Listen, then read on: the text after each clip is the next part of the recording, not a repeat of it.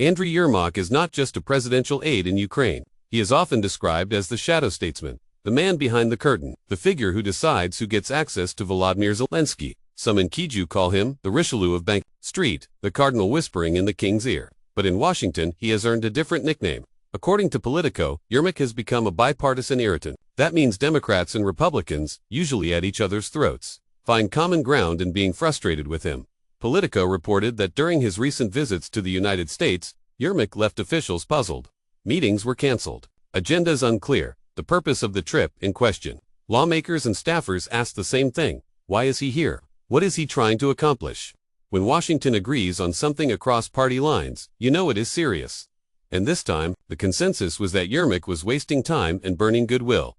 The image of Yermak as a gray cardinal is not new. The Financial Times has called him Zelensky's shadow leader, the man who controls the gates to the president. In practice, that means nothing moves in Kyiv without his approval. Ministers, advisors, even ambassadors whisper about the same thing. If you want access to Zelensky, you need to go through Yermak. This level of control makes him powerful inside Ukraine, but it also makes him a problem abroad. Washington does not like shadow figures it cannot fully read. Then comes the question of corruption. Western outlets from the Financial Times to the Kyiv Independent have raised concerns. Reports mention attempts to weaken Ukraine's independent anti corruption bodies like NABU and SAPO. At one point, legislation was introduced that would have cut their independence. That triggered protests in Ukraine and criticism from Western partners. Analysts noted that Yermak and his allies had influence over those moves. Even if he was not directly named, the suspicion stuck. In politics, perception matters as much as proof, and the perception is damaging.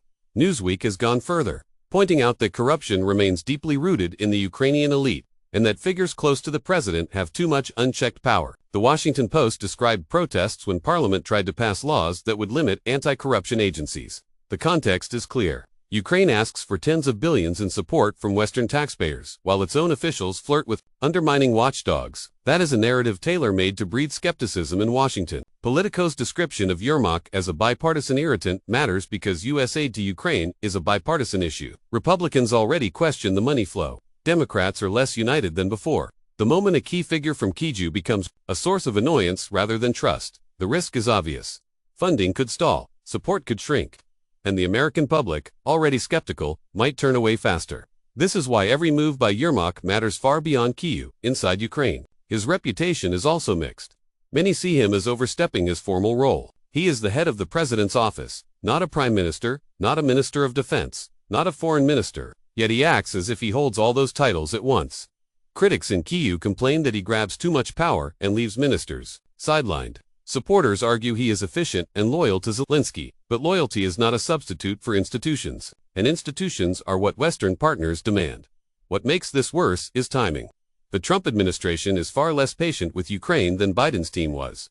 Where Biden tolerated Yermak's style because of the war, Trump's circle sees him as a liability. Politico's reporting makes it clear. Republicans do not like him, Democrats are frustrated, and the White House questions why he keeps showing up. That combination is dangerous.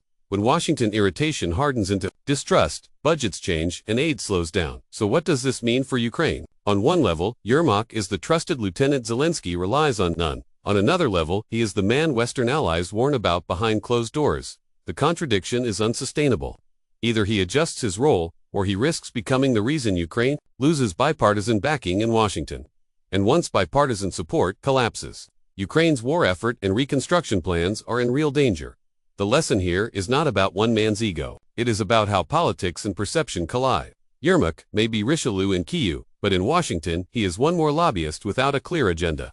That gap between how he sees himself and how America sees him could cost Ukraine dearly. Because, for all the rhetoric about standing with Kyiv, support in the U.S. depends on trust, and trust is fragile.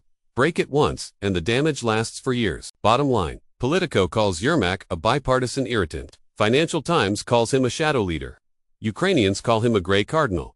None of these are compliments. They are warnings. If Ukraine wants lasting support, it cannot depend on one unelected operator who irritates allies and bends rules at home.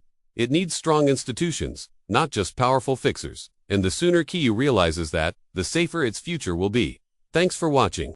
Subscribe to Sharp Angle and turn on notifications. Independent voices matter, and your support helps keep them alive.